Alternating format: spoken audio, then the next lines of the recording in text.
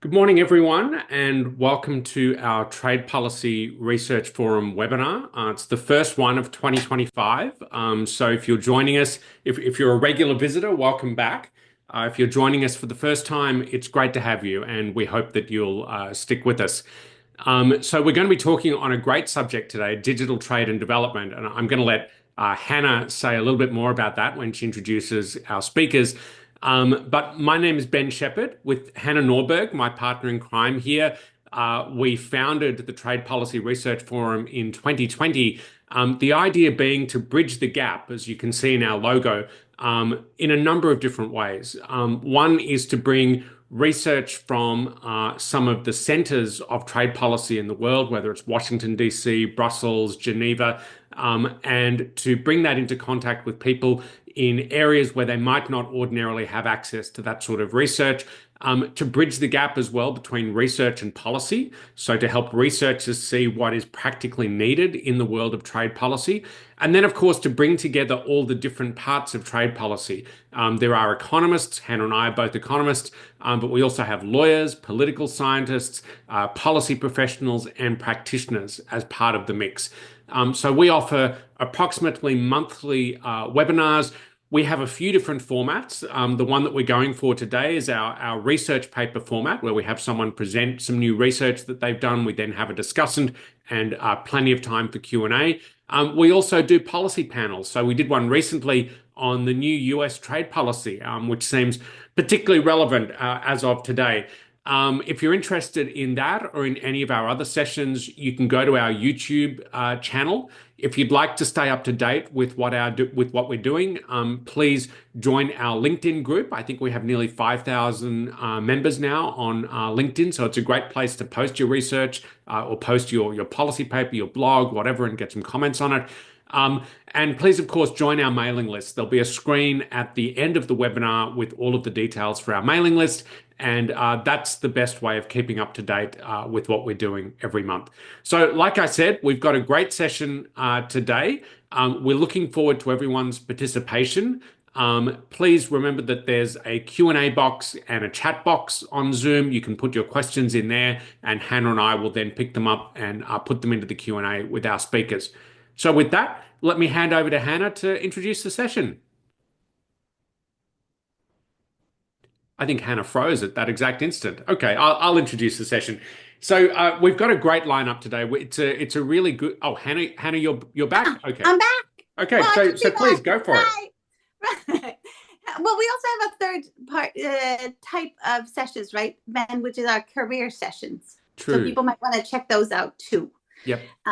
Because we keep getting questions, and we just want to bring in the smartest people to answer them. So that's also something that you want to check out on our website. And speaking of our website, thank you, Ricardo, for running it. And thank you, Rabiul, for making all our flyers, because this is run on a volunteer basis, all of the forum, and we're super grateful for that. So for you who are out there, please let us know if there's anything that you would like us to cover, if there are any idols that we should invite.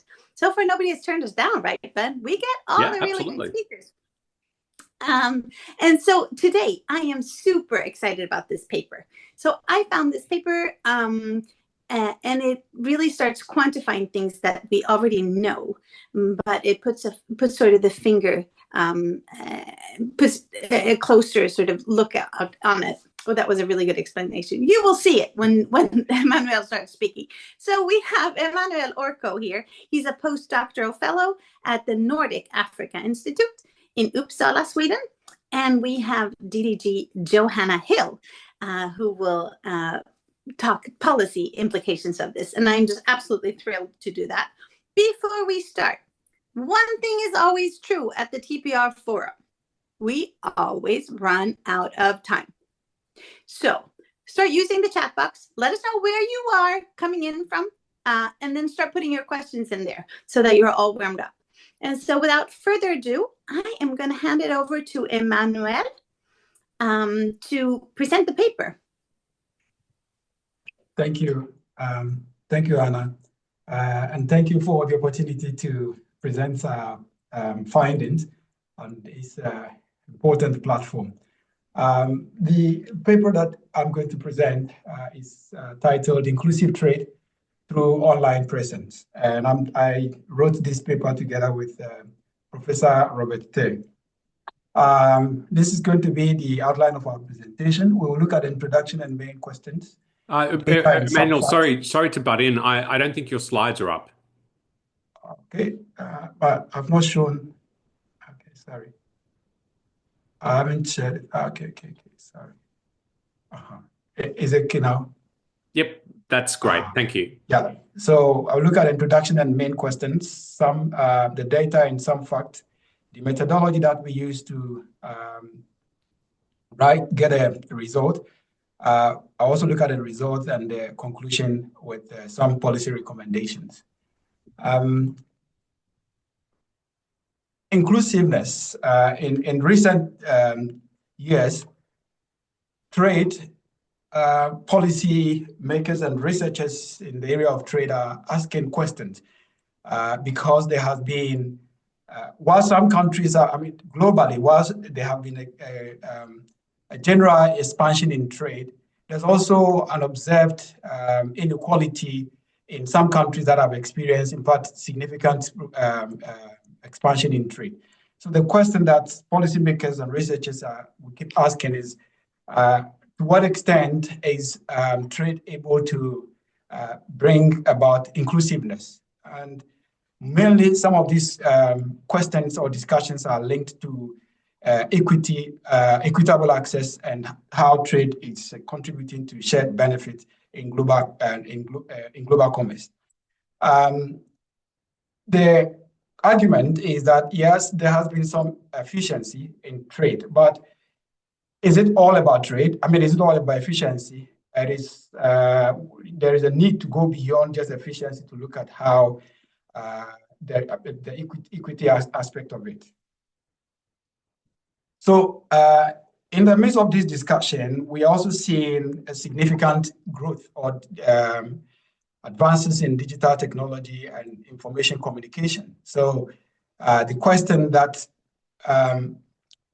researchers, based on evidence, shows that these ICT advances are contributing to expansion in trade through reduced cost of trade, improving efficiency in logistics, improvement in custom procedures, and then reduction in enforcement costs. But available empirical evidence show that doubling internet usage in 151 countries contribute to about 2 to 4% increase in services trade. And TIMIS in 2013 also found that access to the internet increases firms' export share by 32 to 36% in developing countries. And a more recent study in 2022 found that high-speed internet connections or website increases or contribute to 6 to 10% likelihood that a firm will participate in global trade.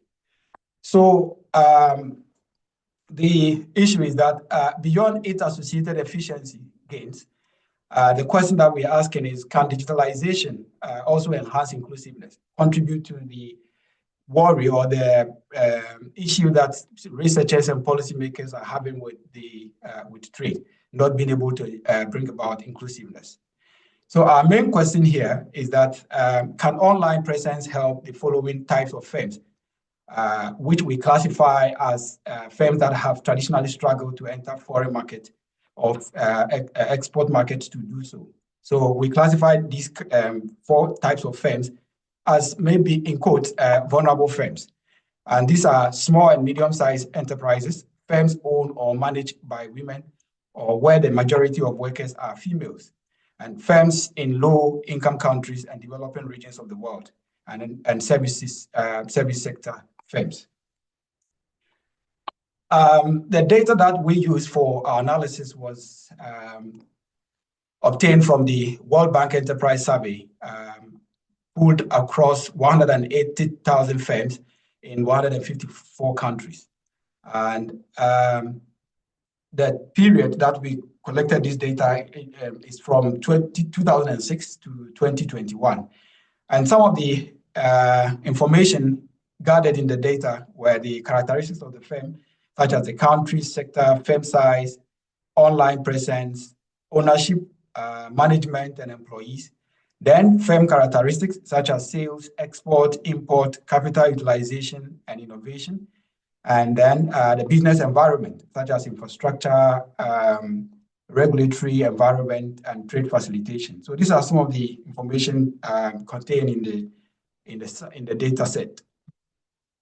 Now, before I go to the methodology that we employ to arrive at our conclusions, there are some stylized facts that we have to observe here, which differentiates between exporting firms and non-exporting firms. So exporting firms are usually large in size, they are more innovative, they pay higher wages, and they are more capital intensive, unlike non-exporting firms. And these are observable characteristics that we can see. But beyond this, there are some unobservable characteristics that, such as managerial competence and vision, organizational culture, employee skill sets, knowledge and networks, innovative capacity, and risk tolerance, which are generally favorable or with the non-exporting firms compared to, exporting firms compared to non-exporting firms. So in our data set, we try to explore the extent to which these facts are evident in the data that we use for the analysis. Beginning with the main variable of interest, which is main variable of interest, which is online exporting, which is it's a binary, which is whether the firm export or does not export. We find that 19% of them export, and the remaining 81% do not export. Then we try to look at how this varies based on the characteristics that we have I have mentioned in the previous slides. We see that exports percentage of firms that export is high among the large and medium-sized enterprises, and also firms that are more innovative, that is, introduce new processes of doing business, and then firms that are online. We also see that some of these characteristics, such as the share of input that they use, foreign ownership share, managerial experience, and years of establishment.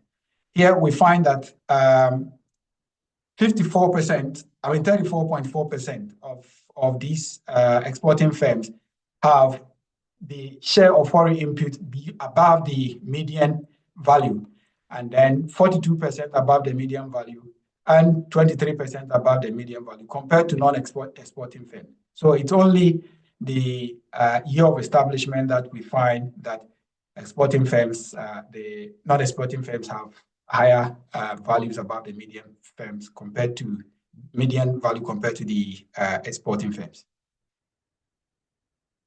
Now, in terms of the product, industry and country factors, we look at the ISI classification, international standard classification, percentage of firms, and you see that mainly they are within the classification 10 to 39, involving apparels, textiles, and it means that, going back to the previous slides, these are firms that are likely to export. And then in terms of across country, we see that Denmark, as you see here, has the highest share compared to Angola, and then Afghanistan, which are very, very low. Now, I have to spend a few minutes to explain our methodology. Here, the methodology that we adopt is a selection model with endogenous binary variable in both selection and outcome equations.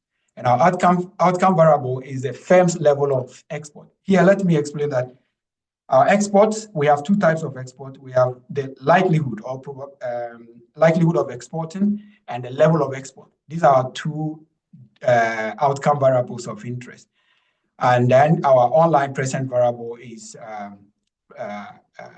the digital technology plus other covariates that we included in the model. In our analysis, what we observe based on theory and the literature is that we're likely to experience endogeneity. And here endogeneity means that there are certain factors or variables that affects online presence, which also affects firms' export. And if we are not able to account for these, then the estimate that we will get for online presence will not be the true estimate. It will either be overestimated or underestimated. So we try to address this in our modeling process. Now, here is our equation that we use in our estimate. Here, the equation 1 is y is the desired level of exports, which is explained by online presence O, and then a set of other explanatory variables, plus the industry, country, and time element or component of the equation. Now, what we observe from literature, once again, is that there are industry from the Ricardian competitive advantage theory. There are differences across industries in terms of their productivity. And what this means is that firms that are more productive are likely to be exporting. So a firm will export only when if its productivity exceeds certain threshold, which is this equation 4. Let me say equation 4. So here, the SI is the also desired level of export, which is a function of online presence plus the other explanatory variables. But as we said earlier on, online presence is endogenous in the sense that it's also affected by other factors. So we try to address this in the export equation using country level variable, which is the ease of doing business. And the literature says that ease of doing business is a form of firms' fixed costs even before operation. So it's a valid instrument which has been used by different scholars. And so that's what we use to moderate the relationship between online presence and then our export indicators. And then the equation 3 is a function for online presence, which ideally should have come first before we even specify our export equation. And here we also try to address an element of endogeneity of these online presence using 3 country level variables, which are the mobile phone subscription, and then internet broadband services and the share of the population using the internet. These are all country level variables that are external to the firm. So based on the exclusion criteria, they are valid instrument and they have been used also in the literature. So as I said, Y is the desired level of export by firm I from sector K located in country I, country J in year T. So O is the endogenous variable, which is the online presence, and then X is exogenous variables.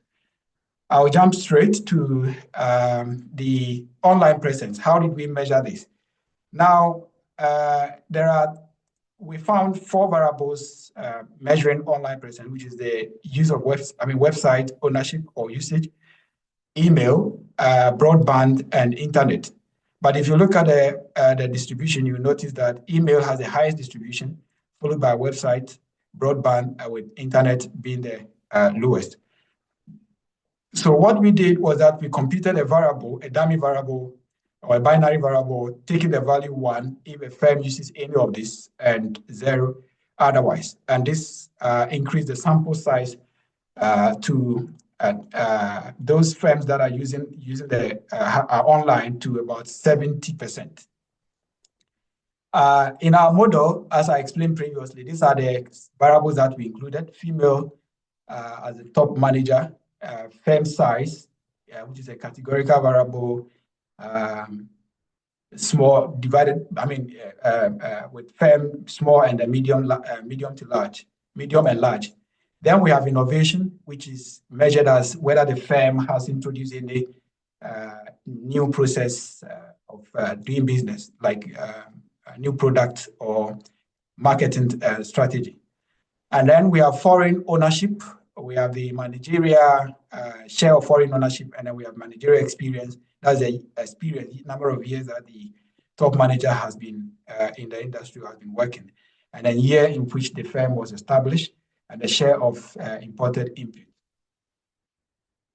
So I have already explained the way we address the endogeneity issue in the previous slide. So I will go straight to our baseline result. And as you can see, the column 3 is the online equation where we have the other explanatory, the explanatory variables such as small size of the firm, innovation, foreign ownership, managerial experience, year of establishment, share of imported input, ease of doing business, fixed broadband subscription, mobile cellular subscription, and then individuals using the internet. Now, the last 3, as I said, are the instrument, and you can see that there are 2 of them, which is the fixed broadband and then mobile subscription, are statistically significant and positively associated with online presence. So we go ahead and look at the effects, having addressed the issue of endogeneity. Look at how online presence also affects the likelihood of exporting and the level of export. So we see that in both equations, online presence shows at one level of statistical significance, online presence increases the likelihood that a firm will export, and also the level of firm increases by about 0.3% for a firm that exports compared to a firm that's not, a firm that is on online compared to a firm that is not on online. Now, generally, what we find is the main estimates show that the impact, online presence, impact of online presence on probability that a firm will export is about 8 percentage points. And it also contributes to an increase in the level of export by about 37%. So these are main findings that we got from the analysis. But as we talked about the issue of inclusiveness, we have 2 classification or categories of definition of inclusiveness. We have a strong form or weak, and then a weak form. But in the weak form, we are saying that online presence increases both the likelihood and the level of export of all firms, regardless of their whether they are vulnerable or whether they struggle or not. It will increase the likelihood that they export and the level of export. Then the strong form, we decouple or we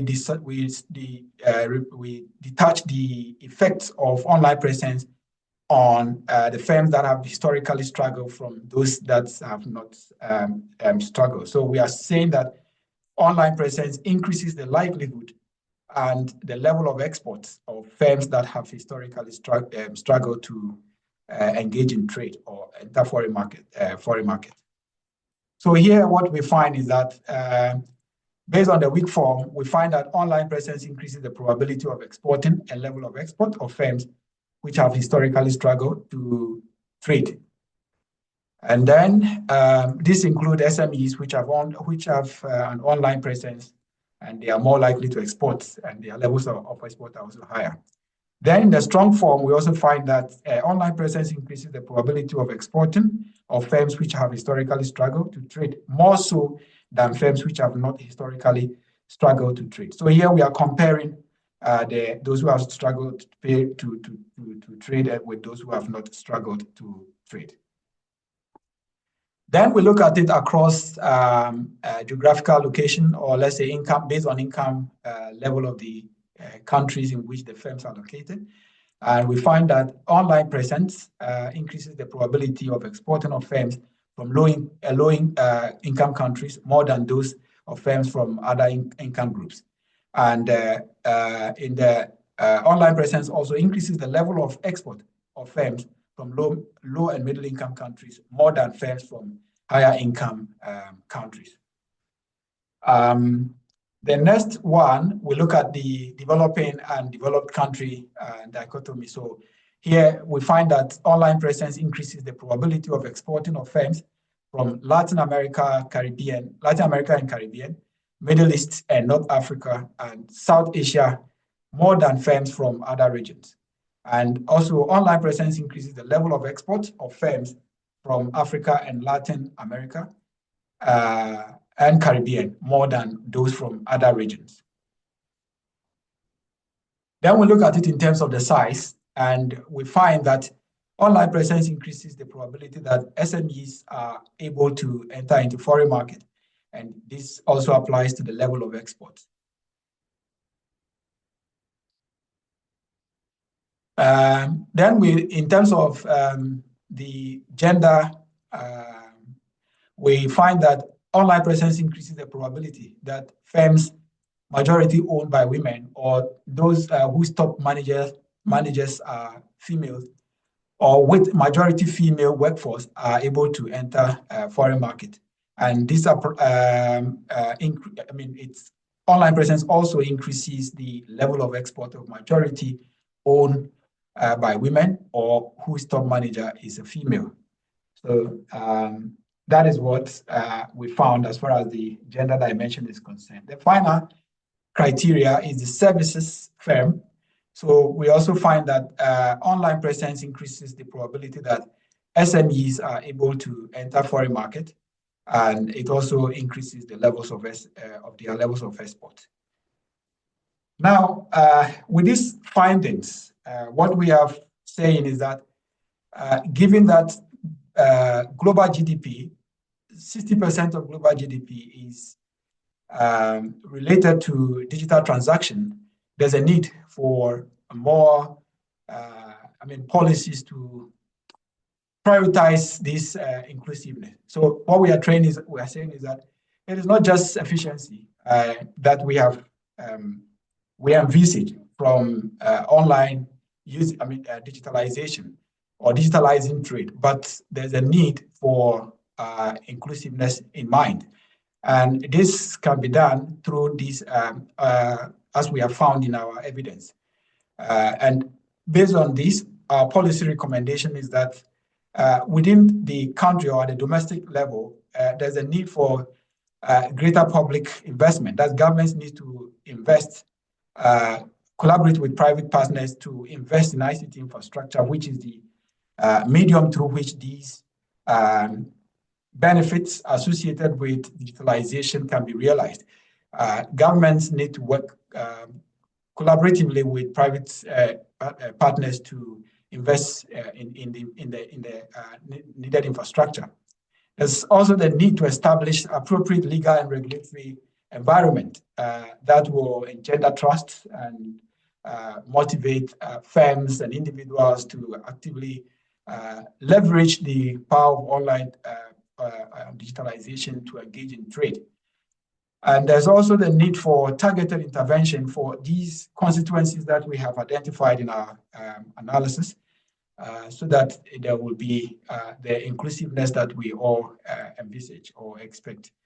Now, at the still, when designing trade facilitation policies and programs, we need to put into consideration these SMEs and the other category of historically struggling firms or firms that have historically struggled to participate in global trade.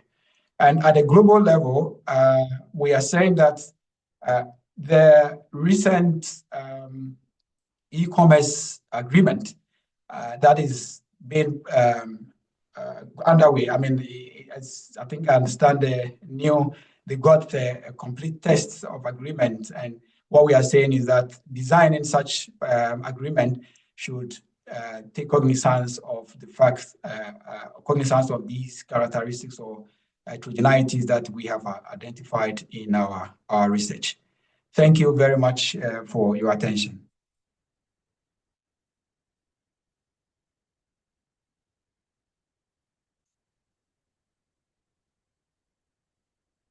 You're muted, Hannah. Oh, I muted myself when I was, oh, okay, all right. Okay, somebody has to do that. So I've done that now. So we're all set. Thank you so much for that presentation. I really enjoy this paper and that it's so practical. And this is something that we found anecdotal evidence of at the Trade Express when we did a study on the e-commerce moratorium and the effects it has had on women. And thank you for making such a great segue into international cooperation and the WTO, because it makes it perfect to introduce DDG's Johanna Hill to take it from here. Good afternoon, everyone. Can you hear me? Yes. Yes, we can hear you. So thank you so much, Trade Policy Research Forum, and Hannah, for inviting me to today's webinar. I would also like to thank Emmanuel for presenting the paper. It's really a pleasure to join such a group of trade experts to discuss such an important issue. And I especially would like to express my appreciation to the forum, because you're playing a really vital role in bridging that gap between research and policy. And so I take the opportunity to say to you something that I repeat a lot here in the House when I'm asked, what's the importance of economic research at the WTO? And really at the Secretariat, the Economic Research and Statistics Division, the work that I oversee at the Secretariat, I find to be very important because of the emphasis that we put on facts, on evidence, and economic research as a good context for good policy making. And so why does today's discussion matter so much? It's because, it's really crucial to advance international cooperation on issues like digital trade and development. And even, it bleeds into other areas that are important in the area of international cooperation, such as the environment. And so in addition to economic research that I oversee here at the WTO, I also oversee the files relating to digital trade, including the e-commerce work program and the JSI, as well as other initiatives of interest to our member states and the work we do with other international organizations. And we often face these questions about the different aspects or dimensions of e-commerce, especially the development impacts. That is really, really important here. There's a strong demand from many of our members to achieve greater clarity on these links between digital trade and development. And so this paper by Emmanuel and Robert really provides a valuable contribution, I think, to that discussion. And so in my reaction to the paper, I think I want to address some key insights and context, and then focus more on the practical dimension of what the Secretariat has been doing on digital trade and what our members, of course, have been doing.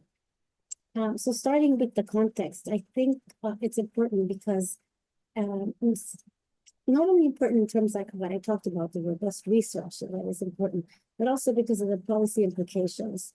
So I really like this practical approach. Digital trade has been the most dynamic component of world trade. And the statistics of the WTO show that in the last 10 years, the growth in digitally delivered services exports has consistently outpaced the growth of merchandise exports in value trade, of course. And an international success of data-based business models is also attracting the attention of policymakers. And that's why you see the discussions on issues like e-commerce are gravitating to the center of members' attention because it's becoming so important to the world economy. But despite the growth of digital trade, low and middle income economies really continue to grapple with narrowing the digital divide. And this is despite a lot of international support that has been received. On the upside, regions like Africa, Latin America, and the Caribbean are recording the highest growth in digitally delivered services exports for the year 2023. So it is encouraging for us to read in the paper that online presence tends to boost exports by firms from low and middle income countries more than from high income countries. Still, as I said, the share of developing economies of global digital trade still remains low. And they may face further challenges in maintaining this growth trajectory, especially as new technologies like artificial intelligence and computing emerge and take an important role in world trade. So against this backdrop, this nuanced or more granular analysis is very much appreciated, especially by including a diverse range of explanatory variables, like you mentioned, Emmanuel, from size, foreign ownership, the age of the firm. This is very helpful, I think, for policymakers as they can better understand the impact of online presence on exports, depending on some of these business characteristics. And looking at the conclusions, I'm glad to see the paper generally confirms the inclusivity potential of digital trade. And it reflects the findings of a report published jointly a little over a year ago that was done by the WTO Secretariat, the IMF, OECD, UNCTAD, and the World Bank, called Digital Trade for Development. And it finds that digital trade can benefit both large and small businesses. I'd also like to point out the other nuances that we find in the paper you just presented that suggests that with regards to exports, online presence helps larger firms more than SMEs. And as I understand the paper, it's because, of course, larger firms tend to be more productive. More productive firms tend to benefit disproportionately from trade cost reductions. And I think it draws similar conclusions regarding women's participation in digital trade. So I think one of my main takeaways of what we have just heard on digital trade, it's not necessarily a silver bullet for all challenges that disadvantaged players may face, especially in developing countries. But it is one very important ingredient in this recipe for a more inclusive global economy, because it can offer opportunities that otherwise wouldn't be available to smaller entrepreneurs in developing countries or women-led businesses. So I think it takes us to a conclusion that might seem a bit obvious, but I think it's important to think and talk about, is that we need to couple other efforts, right, to address some of these disadvantages. You've already talked about, Emmanuel, about infrastructure, right? Internet connectivity. Of course, we'd like to add skills, online digital skills, but also business skills are important, as well as less onerous export formalities. And so this brings me a little bit to the work that we're doing here at the WTO on how to address a lot of these digital trade issues. And it does require a holistic approach. And WTO members are very much aware of this. And you can see it, especially when you read about the discussions on the e-commerce work program, because it's looking at digital trade, the opportunities and challenges in a holistic manner. So they are very much, our members, interested in areas like the impact of the moratorium on customs duties on electronic transmissions, how that affects development. They have also been analyzing at the regulatory environment, as well as infrastructure and connectivity issues. And regarding infrastructure, I would like to recall that at the WTO, we also address some of these issues, for example, by the Information Technology Agreement, right, which eliminates customs duties on a wide range of ICT products. And the GATS, the General Agreement on Trade and Services, which promotes the liberalization of ICT services that reduce barriers for foreign investment and creating a predictable regulatory environment. And at the Secretariat, we have also partnered with the World Bank, for example, to support African country efforts in harnessing digital trade opportunities. And so we have done a first study assessing the digital trade landscape in certain pilot countries. And this diagnosis is aimed at helping governments channel their technical assistance and infrastructure needs to the appropriate international organizations. And I think that this is an example of a coordinated approach that is needed, not only in the diagnostic part and putting out their reports on how we see the situation, but in actually getting down to the country level and then identifying the specific issues by country or region. But this is important, and this collaboration we hope to extend to other regions like Latin America and the Caribbean, with other partners beyond the World Bank, like the Inter-American Development Bank. And then on the regulatory side, which you also mentioned, Emmanuel, I note that the paper stresses the importance of facilitating online payments and strengthening privacy and security to build trust on online transactions. And as you mentioned, the 82 WTO members have done stabilizing the text of the agreement on e-commerce. And that has provisions on e-payments, consumer protection, personal data privacy, cybersecurity, and all this information that is really important to facilitate online payments and promoting trust online. And we are aware, of course, that not all members are ready to assume all of those commitments, and therefore they have looked at the development aspects very carefully, have engaged in deep discussions to ensure that everybody can really take advantage of opportunities out of e-commerce. I think I would also like to mention, if I still have time, Hannah, Ben? That the paper notes that firms with majority foreign ownership are more likely to export. And this underscores another area of work, which is creating that investor-friendly ecosystem for attracting foreign direct investment that can not only support exports, but also create positive spillovers on the economy, such as technology transfer, know-how, and upskilling. And the plurilateral investment facilitation for development agreement does address some of those issues by trying to streamline investment procedures and cutting red tape. And currently, WTO members are discussing the formal incorporation of this agreement, the possibility of it, into the WTO legal framework.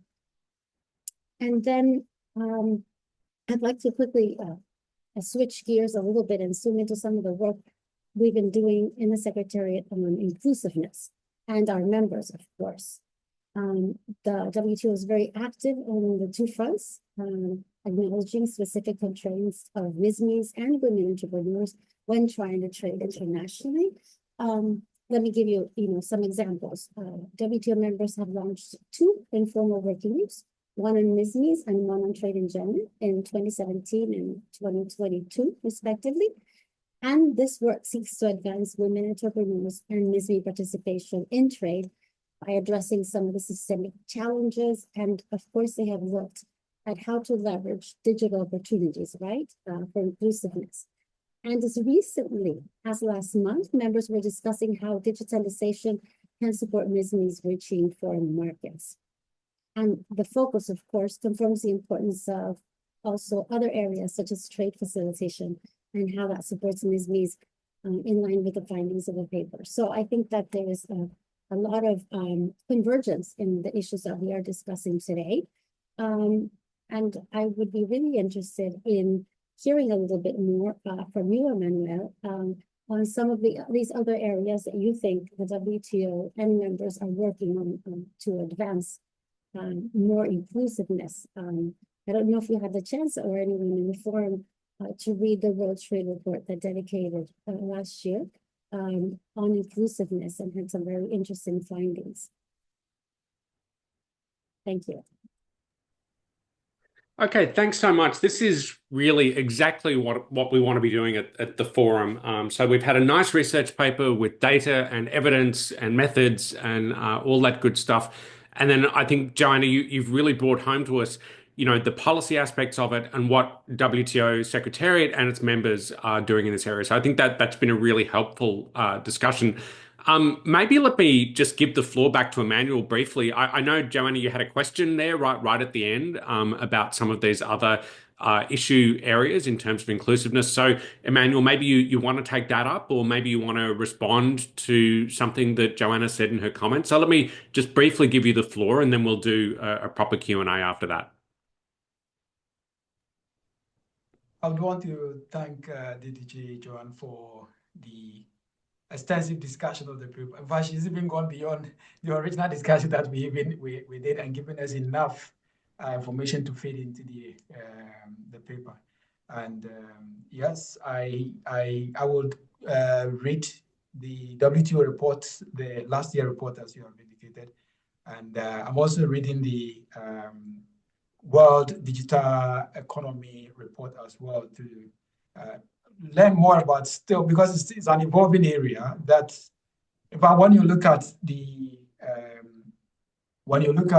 literature on this digitalization, you will notice that because it's new and it's still evolving, there's a lot of work to do in terms of data harmonization, in terms of terminologies, even what is, because some are saying digital investment, some are saying digital technology, some are using different terminology. So I really appreciate her in-depth discussion of the policy implications of our paper and all the suggestions that she has made.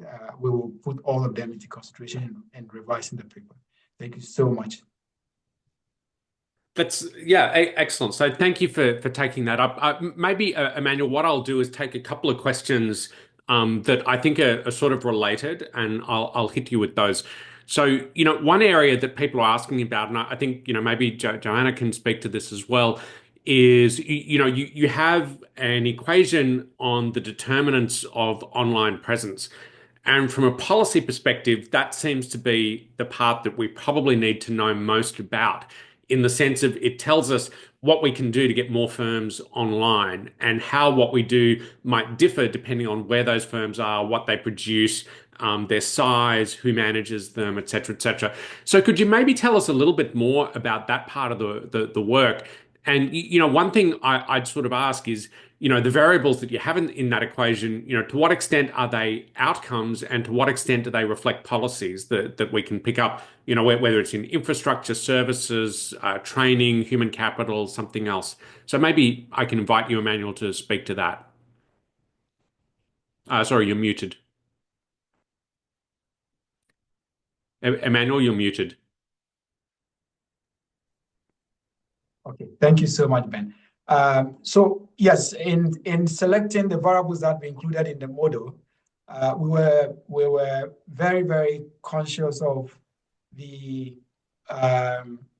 country level, firm level characteristics or factors that will influence online presence and its subsequent effect on probability of exporting and the level of export. So you can see that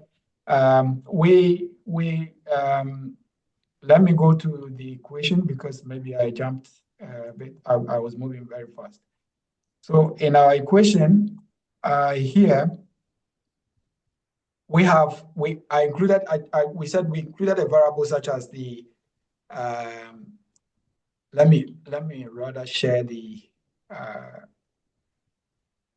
let me share this with you. Sorry.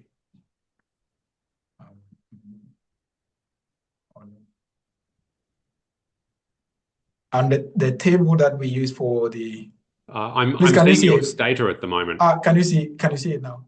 I can see your status screen, which is probably scaring some of our viewers, causing trauma for the rest. Okay. So so here are the variables. So as you see, we look at the size of the firm, because we know that from policy perspective, as we have indicated, not all firms have the same muzzle in terms of the cost of being online, such as data and other factors. So that's why we included the size of the firm. And we also looked at the innovativeness. So here, innovation is in both the online presence equation and then the outcome equations. So innovation here is, for instance, when we look at the export equation, what it means is that we are trying to look at the extent to which a firm that is innovative will be able to export. So does innovation drive export? Why we included that variable in the model. And also, firms that are more innovative likely to be online, because we know that firms that want to be on the foreign market will definitely want to be online. So, and being online will also improve your export. So we try to bring in or include variables that policymakers can look at. I mean, will be able to influence to be able to bring about the expected effect. We also look at the foreign ownership. So, when the share of foreign ownership is high in the firm, then they are likely to be online. And these foreign ownership also bring in new ideas, skills, and technical know-how, and that all of that will improve the firm's export productivity and export propensity and levels of export.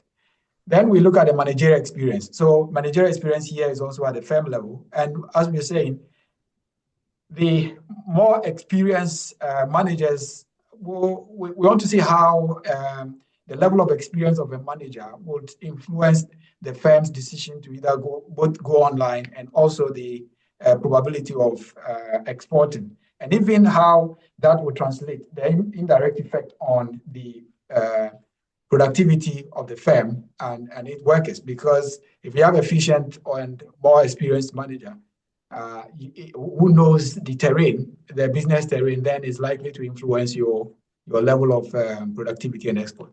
And we also look at the experience of, how long the firm has been in operation, which is it shows that the survival of the firms, over time, and firms having gone through several years of operation are likely to definitely know how to handle some of these challenges associated with being online and also the export market. And then in the equation, we said that online presence and firms are endogenous, as I said. Endogeneity in the sense that online presence affects firms' export, and firms' export also affect online presence. So we accounted for that using these country-level variables. And from a econometric perspective, if you have an issue of endogeneity and you don't address it, then the parameters, the estimate that you get, like our 8% and 37%, are likely to be either overestimated or underestimated. And from policy perspective, if you don't give, we are not saying that what the figure that we have given is accurate, exactly what is the reality, but at least you should be aiming at getting closer to the reality. And that's why we try to address this using a country level variable, which shows the extent to which at the country level online presence is prominent or is pronounced. So that's why we use the fixed broadband subscription, and then mobile cellular subscription, and the number of individuals using the internet as a share of the total population. Beyond this, aside these three instruments, we also used another approach which has been used by Helpman and colleagues in their paper, where we look at the online presence within the industry, online presence of other firms within the industry, excluding the firm that a particular firm that we are dealing with. So that is more or less like a peer influence or a peer force that will influence you to influence a firm to adopt the online presence. So we were mindful of all these country level and the firm specific level, and even the individual in the firm, and how their characteristics and factors that can be influenced, that can influence both online presence and export. Great. Thanks for walking us through that. I think, I can see a link to kind of another research agenda, which is coming really out of the services and telecom literature, where we look at the sorts of regulations that produce things like an increase in broadband subscriptions, increase of mobile subscriptions, all this sort of thing. So I can see this going in that direction. And I just wanted to highlight as well that some of the messages that are coming out, Johanna mentioned that they're very congruent with other policy areas, and I think that's really true. And I wanted to pick up what you said about the foreign ownership share. So there's so much evidence out there that foreign ownership boosts, or at least foreign investment boosts technology. It has spillover effects. It does all these sorts of things. And here is an instance where we find that it also incentivizes firms to get online. So, Johanna, maybe I can turn it over to you for a second. Something that I wanted to talk about in relation to the policy. You mentioned, services, for example. I'm a services guy, so that's music to my ears. I'm always happy when people talk about it. But as I was listening to the presentation, I thought, okay, there's also something here in aid for trade. It probably tells us something about how multilateral donors and other donors can be targeting their aid for trade from an inclusiveness standpoint. Then the second thing I thought, and I'm going to emphasize here that you're speaking in a personal capacity, you're not speaking for the organization, but a discussion that's going on here in the United States at the moment, and possibly in other places as well, is about de minimis. And of course, small firms being online tend to make small shipments. So de minimis, in terms of a market access aspect, is really crucial for them. So I wonder if you would like to say anything about either or both of those issues. So kind of aid for trade and market access. Let me start with the services issue because it's very much linked to digital. And I thank you for the opportunity because we did another study with the World Bank called Services Trade for Development. And it was a very thorough study that was started by my predecessor, Emmanuel Gonzalez, which looks at, opportunities and challenges so that developing countries can take more advantage of the services wave, right, which is growing quite fast. And in it, at the end, we developed a kind of aid for trade proposal for the consideration of member states that want to take more advantage of the services economy, services exports. And it proposes working in a number of areas. Some of them have to do with the granular data that is needed to better understand the nature of the services sector and where opportunities can be found.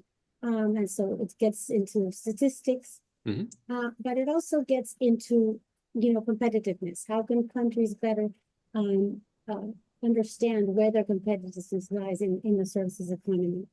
And then it looks at other issues linking those two, restrictions, where are the restrictions and the opportunities to export to neighbors or beyond, and then linking it to export promotion, something really practical, right? So it's not only aid for trade to, think about the enabling environment that these businesses need in their domestic markets, and the access that they need in the foreign market, but also what more can be done in the concrete to bring these opportunities down to the ground through activities such as export promotion, investment promotion, depending on the case. And so I think that this year we will continue that work with the World Bank, and there have been other organizations that have indicated their interest to partner with the Secretariat and bring this work going forward. So I do think that there's work that can be done in countries that have shown their interest in working this going forward. And then another issue that I wanted to mention is talking about opportunities and challenges in the digital space that has to do with the new technologies, frontier technologies. And last year, at the end of the year, we launched the paper on trade and AI, analyzing the role trade will play in disseminating AI across the world and the way AI will affect trade. How it will affect costs, how it will affect productivity, and even maybe change comparative advantage models that we're using now. And so I think this ties into the work that Emmanuel has done in the sense, and inclusivity in the sense of, the importance of countries analyzing where their infrastructure is, where the skills are, and where they are investing to be able to take advantage and harness, of course, knowing that there are, of course, also challenges ahead, right? And so to keep those in mind too, related to privacy and other issues. I think that's a really great point. What are the opportunities and the challenges that arise out of new areas like this? And thanks for flagging the great work that WTO is doing with partners in this and many other areas. I think services is one where the multilaterals, including WTO, are really stepping up and doing some excellent work at the moment. So for people who haven't seen that, there are some great reports out there. I also wanted to flag, WTO, the Economic and Statistics Department has research working papers, which are also very, very useful sources for people doing research in the area. Hannah, let me hand over to you. We're getting short on time, as always. Is there a wrap-up question that Yes. you've been? Yeah. Yes. There's two things. First of all, for those of you who enjoyed this conversation and enjoyed hanging out with the WTO at the public forum, which is coming up in September, the focus is going to be on digital trade. So a lot of these conversations are going to be going on there, and we'll start September 16th, and we will be there too. So continue these conversations. I would just like to ask both of them a closing question, if that's all right, which I always do. So, Joha, seeing that Emmanuel's study here was so important, and the work that Ralph does and all the other things that are going on, if you had a magic wand, what sort of research would you like to see? And for Emmanuel, then, you are stepping into the elevator at the WTO or somebody else, somewhere else in a capital, and you happen to have 20 seconds to speak to a policymaker. What is the main takeaway from your study? Joha, you go first. Thank you, Ben and Hannah. I think if I look at the World Trade Report that was launched last year on inclusiveness in trade, there are many nuggets there that I think are worth going into further. One that touches up on what we were discussing today is that interaction between the multilateral and national policies, and trying to understand better on those success stories or cases that we can identify what role national policies have played in order to engage better in international opportunities that, that the world trading system brings. I think that there's further work that can be done in that area. Thank you. So for all of those researchers out there who are looking for topics, that's a really great one.